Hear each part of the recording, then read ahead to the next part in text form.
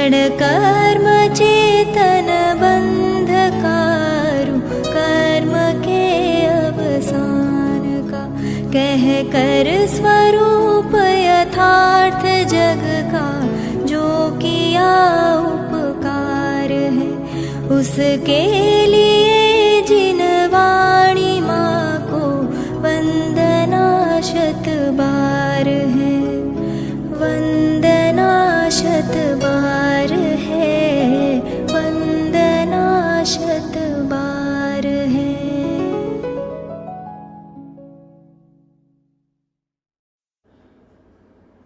ओम नमः सिद्धेभ्यः, ओम नमः सिद्धेभ्यः, ओम नमः सिद्धेभ्यः।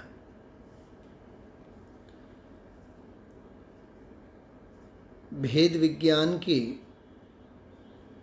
स्वाध्याय सत्रों की माला के अंतर्गत, श्रृंखला के अंतर्गत हम आप लोग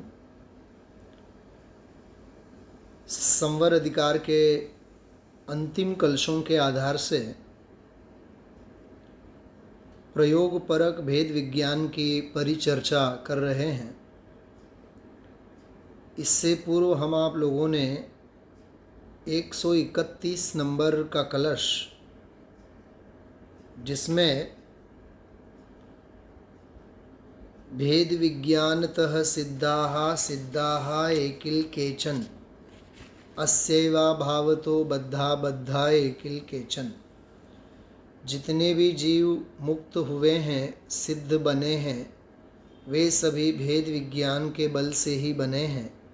जितने भी बंधे हुए जीव हैं, संसारी हैं, भव भ्रमण में हैं, वे सभी भेद विज्ञान के अभाव से ही बंधे हुए हैं, किसी कर्म या किन्हीं संयोगों के कारण नहीं है। उस कलश के संदर्भ में पंडित बनारसी दास जी ने 3 काव्य लिखे। एक काव्य के अंतर्गत 5 उदाहरण देकर के समझाया, और 5 उदाहरण वाला जो छंद है उससे पहले धोबी का दृष्टांत देकर के भेद विज्ञान को साबुन के साथ निर्मल नीर, समता रस, वीतराग रस, भेद विज्ञान का रस, आनंद का रस, उसे जल के साथ और प्रगट पर्याय में जिन जिन गुणों की विकृतियां हैं, उन विकृतियों को मैल के साथ और उस मैल को स्वच्छ साफ करने वाला, परिमार्जित करने वाला अंतरात्मा, उसे धोबी के साथ उन्होंने संबद्ध किया और भेद विज्ञान की महिमा उन्होंने समझाई। भेद ज्ञान साबु भयो अंतर समरस नीर, धोबी अंतर आत्मा धोवे निज गुण चीर। ऐसा बहुत सुंदर रूपक, सांग रूपक अलंकार में समझाया। और 5 उदाहरणों वाला जो छंद था उसमें धूल धोया, पावक मतलब अग्नि, कतक फल, और ग्वाला दूध वाला, और राजहंस। भेद विज्ञान के लिए ये सुंदर आदर्श ऐसे उपायभूत उदाहरण पंडित जी साहब ने समझाए थे। देखिए, यहाँ संवर अधिकार का यह अंतिम कलश है और भेद विज्ञान की पराकाष्ठा की बात मानो इस एक कलश के अंतर्गत संवर अधिकार की सभी गाथाएं और सभी कलशों का मूल भाव आ जाता है, समा जाता है। इसका हम आप लोग आनंद लेते हैं। मूल कलश जो हैं, इस मूल कलश में पंचम्यंत विभक्ति के हेतु परक 4 हेतु दिए हैं। मतलब एक न्याय शैली में भी, न्याय पद्धति से भी, अथवा कारणकारी की अपेक्षा से भी यह कलश बहुत सुंदर समझने जैसा है। मूल कलश का पाठ और इसका जो अनुवाद है, इस अनुवाद को हम आप लोग पढ़ते हैं। एक बात ज़रूर यहाँ कहना चाहेंगे कि प्रायः हर अधिकार के प्रारंभ में और हर अधिकार के अंत में अमृतचंद्राचार्य देव ने ज्ञान की विशेष महिमा गाई, ज्ञान को बड़े आदर और सम्मान के साथ स्मरण किया। जैसे मंगलाचरण करने की पद्धति होती है, आदि मंगल, मध्य मंगल और अंत्य मंगल, 3 प्रकार के मंगलाचरण होते हैं। आदि मंगल, मध्य मंगल और अंत्य मंगल। तो ये अंतिम कलश है संवर अधिकार का, ये अंतिम मंगल के रूप में, मंगल मतलब मंगलाचरण, अंत्य मंगलाचरण के रूप में भी यह कलश अपने आप में बहुत महत्वपूर्ण है। और मंगलाचरण में मंगल में किस पद को नमस्कार करना, किस पद के प्रति अपनी समर्पणता जताना, दर्शाना, तो ज्ञान ही एकमात्र है। तो ज्ञानम ज्ञाने नियतमुदितं शाश्वतो द्योतमेतत्, ज्ञान ही ज्ञान में सुनिश्चित रूप से उदित होता हुआ वह शाश्वत उद्योत को प्राप्त करता है। इस प्रकार उदीयमान ज्ञान का संस्मरण ही ज्ञान के प्रति वंदन है, अभिनंदन है, और यही सचमुच में मंगलाचरण है। और सही मायने में कहें, ये केवल ज्ञान ज्ञान में ही उदित होता है, ऐसे केवल शब्द परक, आगम परक कथन की बात नहीं है, ये कोई स्टेटमेंट नहीं है, ये सेल्फ रियलाइजेशन है, ये स्वयं स्फुरित स्वानुभूत दशा की बात है कि मेरा ज्ञान मुझ ज्ञान में ही अब नित्य उदीयमान होकर के वर्तता है। अब सदा शाश्वत संवर स्वरूप ज्ञान, सम्यक ज्ञान ही अवतरित होता है। बस इस प्रकार का स्मरण, इस प्रकार की भावना, इस प्रकार का चिंतन, इस प्रकार का ध्येय, इस प्रकार का अनुभव, इस प्रकार की अनुभूति की अभिव्यक्ति का होना सचमुच में वही मंगलाचरण है। तो इस अपेक्षा से भी यह कलश अत्यंत अर्थपूर्ण है। पढ़ते हैं हम आप लोग, मूल कलश का पाठ करते हैं। भेद ज्ञानोच्छलन कलनात् शुद्ध तत्वोपलम्भात् राग ग्राम प्रलय करणात् कर्मणां संवरेण बिभ्रतोषं परमममलालोकमम्लानमेकं ज्ञानं ज्ञाने नियतमुदितं शाश्वतोद्योतमेतत् ज्ञानं ज्ञाने नियतमुदितं शाश्वतोद्योतमेतत्।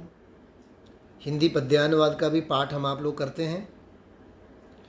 भेद ज्ञान से शुद्ध तत्व की उपलब्धि हो, शुद्ध तत्व की उपलब्धि से राग नाश हो, राग नाश से कर्म नाश, अरु कर्म नाश से ज्ञान ज्ञान में थिर होकर शाश्वत हो जावे, ज्ञान ज्ञान में थिर होकर शाश्वत हो जावे। इस कलश की एक और विशेषता है,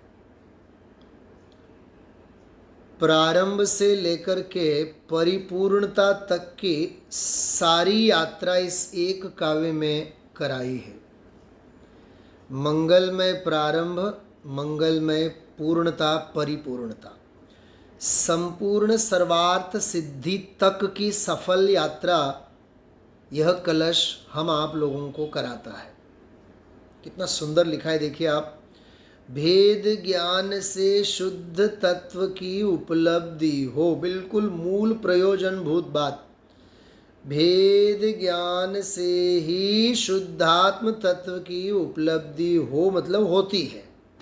इससे पहले के भी कलश में हम आप लोगों ने पढ़ा है कि संवर की उत्पत्ति शुद्धात्म तत्व के अवलंबन से होती है और शुद्धात्म तत्व का अवलंबन भेद ज्ञान से होता है। संपद्यते संवर एस साक्षात शुद्धात्म तत्वस्य किलोपलम्भात, इससे पहले के भी कलश में हम आप लोगों ने पढ़ा है। तो वही बात यहाँ देखिए, भेद ज्ञान से शुद्ध तत्व की उपलब्धि हो। भेद ज्ञान, वही ज्ञान भेद ज्ञान कहलाता है जो शुद्ध तत्व की उपलब्धि करा दे। शास्त्र ज्ञान तो सातों तत्वों का ज्ञान कराता है, लेकिन भेद ज्ञान तो ज्ञान का वह भेद रूप, वह रहस्यभूत, वह अर्थभूत ज्ञान का ज्ञानपना, वह भेद ज्ञान शुद्ध तत्व की उपलब्धि कराता है। शुद्धात्म स्वभाव भाव की हमें ख्याति प्रख्याति कराता है, आत्म ख्याति। तो आत्मा की ख्याति, शुद्धात्म तत्व की उपलब्धि भेद ज्ञान से ही होती है। अब भेद ज्ञान से क्या होता है, दूसरी पंक्ति में, शुद्ध तत्व की उपलब्धि से राग नाश हो। उस शुद्ध तत्व की उपलब्धि से, देखिए तत्व और तत्व के भेद प्रभेदों की जब जब भी चर्चा होगी तो जीव अजीव, आश्रव संवर निर्जरा, बंध मोक्ष, जीव अजीव आश्रव बंध संवर निर्जरा मोक्ष, ऐसे नाना प्रकार के भेद प्रभेदों की चर्चा आएगी। लेकिन उन भेद रूप जिन्हें नव तत्व भी कहा जाता है, पुण्य और पाप, 7 तत्वों के अंतर्गत पुण्य और पाप को अलग से गिन करके 7 और 2 9, उन 9 तत्व, उनको 9 तत्व कहते हैं। तो नव तत्व गतत्वे अपि यदेकत्वम न मुंचति, नव तत्वों में गया हुआ होने पर भी जो एकत्व स्वभाव को नहीं छोड़ता, ऐसा वह शुद्ध तत्व। नव तत्व वह विषय, उसकी चर्चा, वह सारी कक्षा अलग है। यहाँ शुद्ध तत्व की बात कर रहे हैं जिसमें अन्य कोई तत्व नहीं है। उन तत्वों की जब चर्चा होती है वो पर्याय रूप तत्वों की अपेक्षा से यहाँ द्रव्य स्वभाव भावभूत जो शुद्ध तत्व है। 7 तत्वों में शुद्ध तत्व और अशुद्ध तत्व ऐसे तो कोई भेद करके समझाए तो नहीं जाते हैं, लेकिन नव तत्वों में छिपी हुई जो ज्योति उसे बतलाती।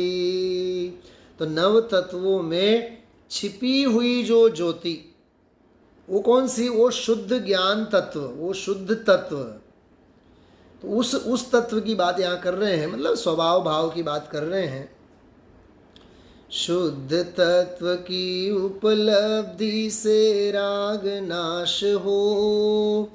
भेद ज्ञान से शुद्ध तत्व की उपलब्धि हो, भेद ज्ञान से शुद्ध तत्व की उपलब्धि होती है, अथवा सरल शब्दों में कहें आत्मानुभूति प्रकट होती है, आत्मोपलब्धि प्रकट होती है, आत्मख्याति प्रकट होती है।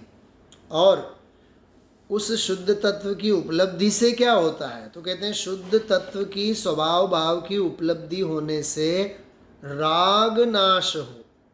राग मतलब केवल राग नहीं, राग मतलब मोह, द्वेष, क्रोध, मान, माया, लोभ, कर्म, नो कर्म, मन, वचन, काय,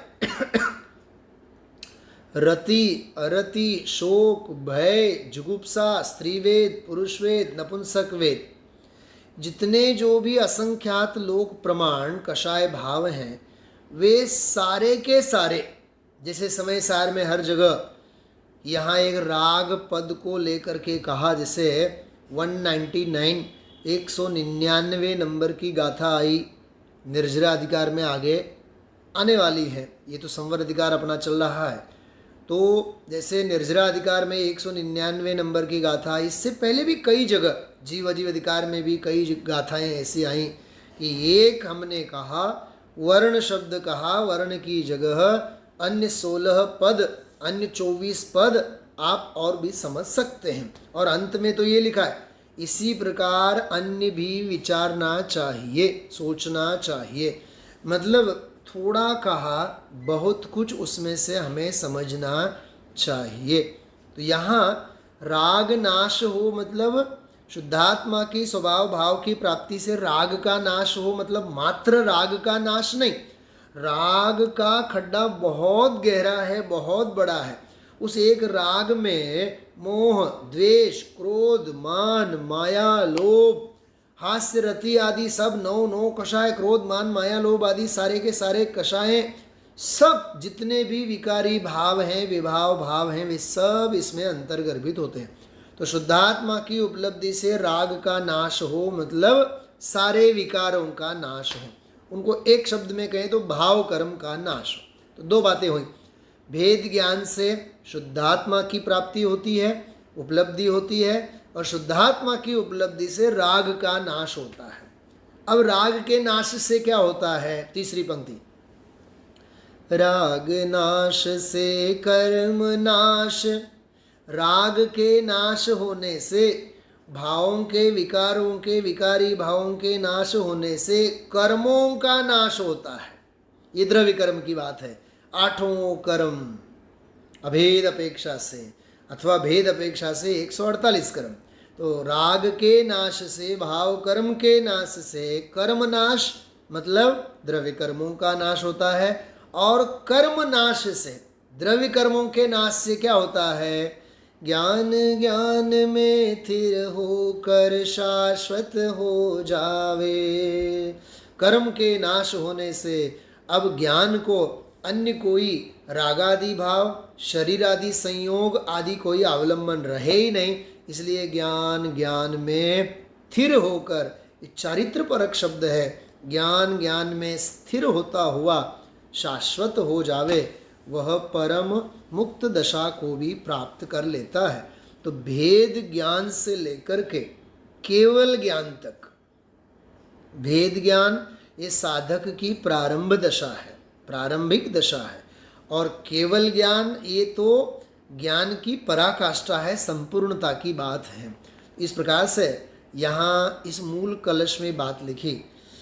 थोड़ा सा हम आप लोग संस्कृत मूल कलश के आधार से लेते हैं। जैसे मैंने शुरुआत में कहा था, हेतु वाली भाषा है इसमें, हेतु परक। जैसे न्याय का ही एक बहुत सुंदर उदाहरण के रूप में अपन लोग देवे, सिद्धांत का ही उदाहरण, जैसे परोक्ष ज्ञान के जो भेद प्रभेद आते हैं, जैसे सबसे पहले उसमें आता है प्रत्यक्ष देखा। तो प्रत्यक्ष देखा तो वह स्मृति बन गई आगे धारणा के बाद। फिर स्मृति के बाद फिर प्रत्यभिज्ञान का प्रसंग आता है। तो स्मृति, प्रत्यभिज्ञान, तर्क, अनुमान और आगम, ये भेद प्रभेद परोक्ष ज्ञान के कहे जाते हैं। तो जैसे वर्तमान का प्रत्यक्ष वो स्मृति का हेतु, स्मृति वह प्रतिविज्ञान का हेतु, प्रतिविज्ञान वह तर्क का हेतु, तर्क ज्ञान होगा तो ही अनुमान ज्ञान होगा, और अनुमान ज्ञान होगा तो ही आगम ज्ञान होगा। इस रूप से जैसे वो परोक्ष ज्ञान के भेद प्रभेदों को अपन परस्पर में सापेक्ष हेतु के रूप में कहा जाता है, ऐसे ही यहाँ भेद ज्ञान होगा तो शुद्धात्मा की प्राप्ति होगी। शुद्धात्मा की प्राप्ति होगी तो आगे क्या क्या होगा? राग का नाश होगा। राग के नाश होने से क्या होगा? तो कर्मों का नाश होगा। कर्मों के नाश से क्या होगा? इस प्रकार से इसमें सारी चर्चा आई है। संस्कृत में देखिए आप, भेद ज्ञान उच्छलन कलनात्, उच्छलन कलनात् बहुत सुंदर शब्द है कि भेद विज्ञान प्रकट करने से, बल्कि यहाँ ऐसा लिखा है उच्छलन कलनात्, मतलब भेद ज्ञान प्रकट करने के अभ्यास से। वो भी कैसा अभ्यास? तो कहते हैं कि तीव्र अभ्यास।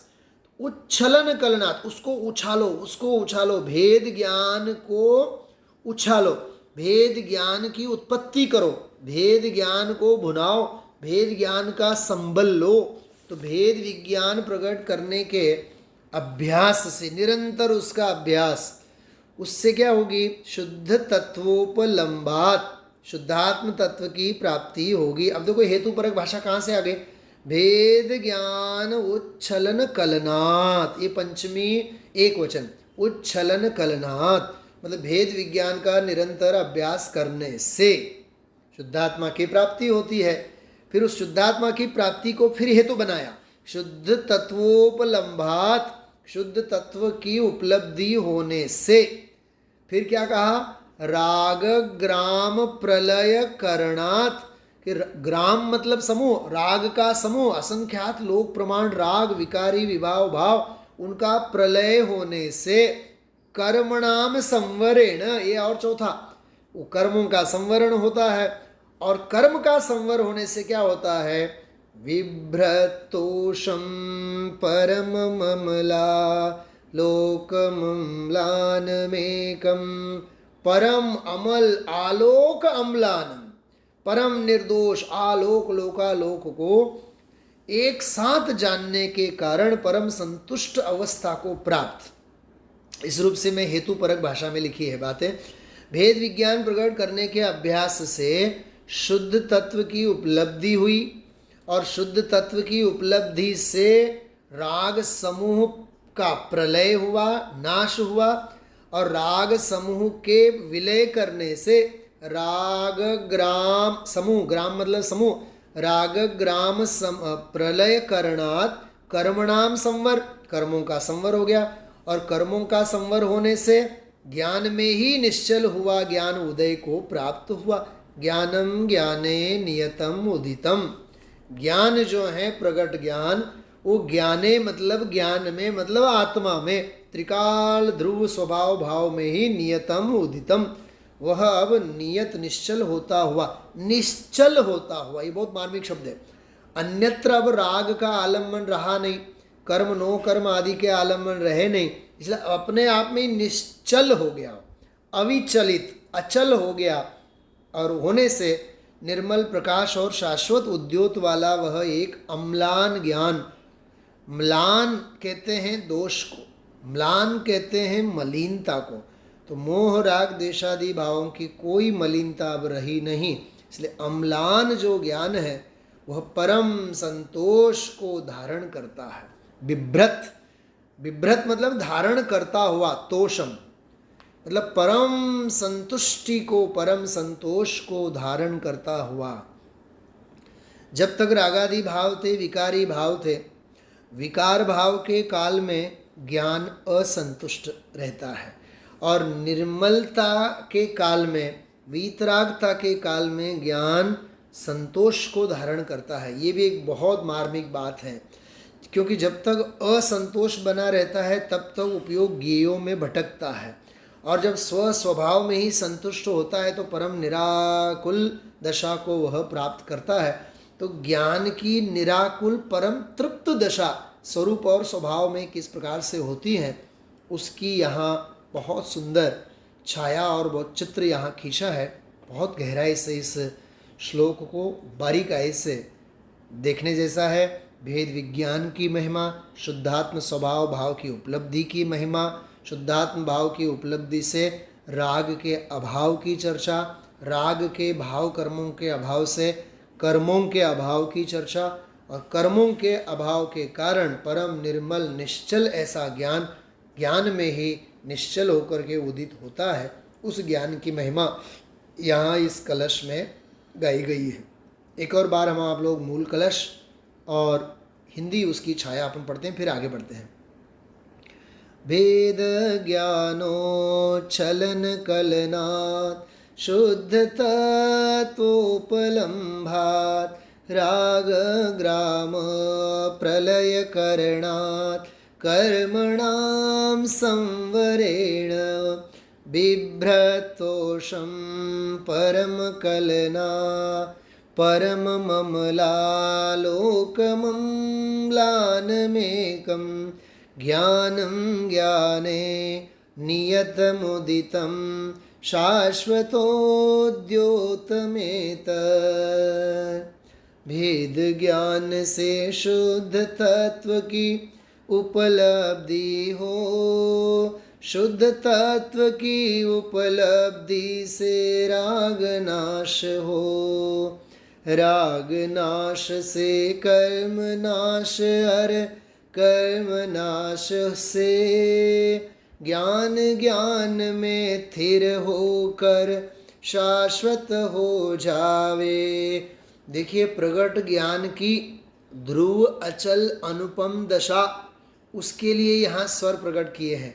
ज्ञान, ज्ञान में ही स्थिर होकर शाश्वत हो जावे, वह सदा शाश्वत अविनाशी अवस्था को प्राप्त करें, ऐसी इसमें आशीर्वचन परक भावना भी व्यक्त की है। इस कलश में यह बताया गया है कि भेद विज्ञान के बल से संवर पूर्वक परम संतोष को धारण करने वाला निर्मल शाश्वत ज्ञान प्रकट होता है। यदि हम आप लोग संवर अधिकार को ध्यान में रखकर एक प्रश्न करें कि संतुष्टि का सबल कारण क्या है, परम संतोष का परम उपाय क्या है, तो उसका जवाब यही है, भेद विज्ञान के बल से संवर प्रकट होवे, निर्मल शाश्वत ज्ञान प्रकट होवे, वही परम संतुष्टि का मूल कारण है। हम क्या करें तो संतुष्ट होवे, तो ये अधिकार है, संवर को ऐसा प्रकट करे भेद विज्ञान रूप, तो परम संतोष की दशा प्रकट हो सकती है। पंडित बनारसी दास जी ने ये इसका अनुवाद किया है, भावानुवाद बहुत सुंदर है। इसमें तो उन्होंने मुनिराज को ही याद किया है, बहुत सुंदर। पढ़ते हैं हम आप लोग।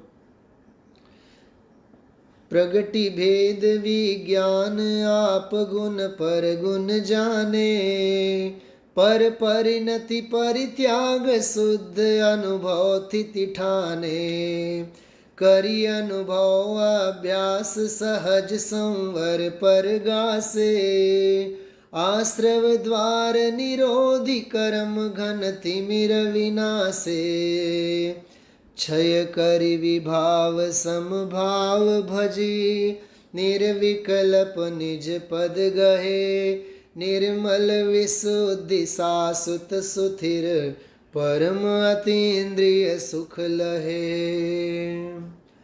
प्रगट हुआ जो भेद विज्ञान स्वयं के आत्मा के और उससे भिन्न पर पदार्थों के गुणों को भली भांति जानता है। प्रगति भेद विज्ञान आप गुण, अपने आत्मा के गुणों को, और पर गुण मतलब अन्य द्रव्यों के गुणों को, आश्रवादी के गुणों को, स्वरूप को जानता है, सारी रीतें जानता है, और जान करके पर परिणति परित्याग, पर परिणति का रागादि भावों का परित्याग करता है, शुद्ध अनुभव स्थिति ठाने, शुद्ध अनुभव करता हुआ अपने स्वरूप में स्थिति ठाने मतलब स्थिर होता है। करी अनुभव अभ्यास, ये पहली पंक्ति जो आई थी मूल कलश में, भेद ज्ञान छलन कलनात्, उच्छलन कलनात्, वो करी अनुभव अभ्यास, अनुभव अभ्यास, अनुभव अभ्यास। शास्त्र अभ्यास की बात नहीं है, अनुभव अभ्यास की बात, अनुभव की निरंतरता। ये बहुत अध्यात्म के गहरे रहस्य होते हैं। निरंतर अनुभव का अभ्यास, आत्मानुभव का अभ्यास, करी अनुभव अभ्यास, सहज संवर पर गासे, सहज संवर को प्रकट किया, आश्रव द्वार निरोधी, आश्रव के द्वार का निरोध कर, कर्म घन तिमिर विनाशे, कर्म रूपी घन, कर्म रूपी पर्वत को, कर्म रूपी बादलों को, उसके उनके अंधकार को वो दूर करता है। क्षय करी विभाव समभाव भजी, विभाव को क्षय करके समभाव को भज करके, कितनी सुंदर भाषा है। क्षय करी विभाव समभाव भजी, समभाव को भजकर, निर्विकल्प निज पद गहे, निर्विकल्प शुद्धोपयोग निर्विकल्प की श्रेणी की दशा मानो अंगीकार करके, निर्मल विशुद्धि शाश्वत सुस्थिर, निर्मल विशुद्ध शाश्वत सुस्थिर, परम अतीन्द्रिय सुख लहे। इस प्रकार पंडित बनारसी दास जी ने भी संपूर्णता तरफ ही इशारा किया है। अर्थ पढ़ते हैं आप लोग। प्रकट हुआ भेद विज्ञान स्वयं के आत्मा के और उससे भिन्न पर पदार्थों के गुणों को भली भांति जानता है, पर परिणति का परित्याग करके, परित्याग लिखा है, मात्र त्याग नहीं लिखा है, परित्याग, चारों तरफ से सर्वथा द्रव्य क्षेत्र काल भाव संपूर्णतया परित्याग करके शुद्ध अनुभव में स्थित हो जाता है, अनुभूति स्वरूप स्वभाव में स्थित हो जाता है, अनुभव का अभ्यास करके। ये है अनुभूति स्वरूप आत्मा में निरंतर स्थिरता का अभ्यास, यही अनुभव का अभ्यास है। असल में ज्ञान क्रियाभ्याम मोक्ष, ये जो कहा जाता है वो असल में ये अंदर की ज्ञान की ज्ञानत्व के रूप में जो प्रक्रिया होती है चारित्र की, वही है असल में ज्ञान क्रिया। उसी से मुक्ति होती है। अनुभव का अभ्यास करके सहज भाव से संवर को प्रकट करके वह मुक्ति को प्राप्त करता है। इस रूप से यहाँ ये बात लिखी। और आगे इस अधिकार का समापन करते हुए जयचंद जी छावड़ा साहब ने भी जो एक बहुत सुंदर ये छंद जो है अभी आपके यहाँ स्क्रीन के ऊपर जो दिख रहा है, वह पंडित जयचंद जी छावड़ा साहब जिन्होंने समय सार की वचनिका लिखी, समय सार की गाथाएं और कलशों के सुंदर भावार्थ लिखे जो मूल समय सार में उद्धृत हैं, वो हर एक अधिकार के प्रारंभ में और हर एक अधिकार के अंत में बहुत सुंदर मंगलमय काव्य लिखते हैं। यहाँ उस काव्य का हम आप लोग पाठ करके स्वाध्याय चर्चा को हम समापन करेंगे।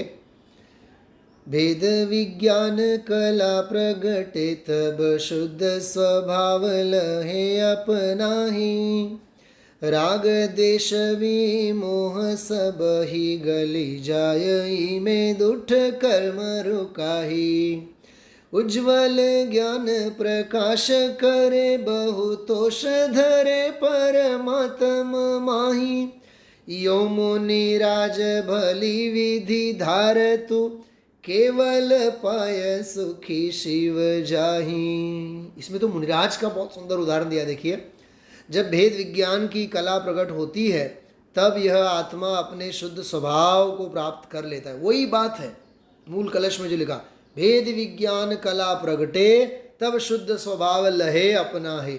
शुद्ध स्वभाव भाव कब प्राप्त होगा? जब भेद विज्ञान की कला होगी। कला तो धन कमाने की भी है लोगों के पास, लड़ाई झगड़े करने की भी कला है, लेकिन जगत की कलाएं और अध्यात्म की भेद विज्ञान की कला, इनमें बहुत अंतर है। तो भेद विज्ञान की कला प्रकट होती है तब यह आत्मा अपने शुद्ध स्वभाव को प्राप्त कर लेता है। शुद्ध स्वभाव के प्राप्त होने पर सभी मोह राग द्वेष गल जाते हैं। ऐसा होने पर ये दुष्ट कर्म भी आने से रुक जाते हैं, इनका संवर हो जाता है। देखिए, शुरुआत कहाँ से की? भेद विज्ञान करो, भेद विज्ञान से ही आत्मा की प्राप्ति होगी। आत्मा की प्राप्ति होगी तो रागादि भाव गलेंगे, रागादि भाव गलेंगे तो दुष्ट कर्म भी नहीं आएंगे, इनका संवर हो जाता है। ऐसी स्थिति में उज्ज्वल ज्ञान का प्रकाश होता है, उज्ज्वल ज्ञान का प्रकाश होता है और अपने परमात्म स्वरूप आत्मा में अत्यंत संतोष प्रकट होता है। इस प्रकार मुनिगण, अंतिम पंक्ति का अर्थ लिख रहे हैं, इस प्रकार मुनिगण यो मुनिराज भली विधि धारथु। सच में इस प्रकार मुनिराज जो हैं वे ये श्रेष्ठ विधि जो है, ये इस विधि को वे अपनाते हैं, धारतु। और फिर दूसरी बात लिख रहे हैं, केवल पाय सुखी शिव जाही। वे केवल ज्ञान को प्राप्त करके वे मोक्ष चले जाते हैं। इस प्रकार यहाँ बहुत सुंदर मुनिराज का उदाहरण देकर के मुनिराज की आत्म साधना के ऊपर संवर का यथार्थ प्रयोग करके अधिकार का संपन्न किया। भेद विज्ञान की संवर तत्व की अपेक्षा से यहाँ एक पड़ाव पूरा हुआ और इसी के साथ संवर अधिकार भी समाप्त होता है। भेद ज्ञान से संबंधित ही निर्जरा अधिकार के भी अन्य कलश और गाथाएं वगैरह हैं, उनकी भी हम आप लोग यथा योग्य समय पर सुंदर चर्चा करेंगे, स्वाध्याय का पूरा लाभ लेंगे। इस भेद विज्ञान के मार्ग पर हम आप लोग अहोरात्र बने रहें और आत्म कल्याण के मार्ग में अग्रसर होते रहें।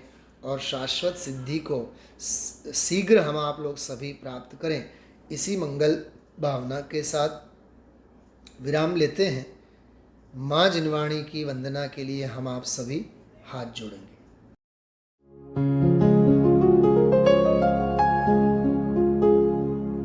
निज निधि निज में बताए, यह अनंत उपकार है उसके लिए जिन वाणी माँ को वंदना शत बार है, वंदना शत बार है, वंदना शत बार है।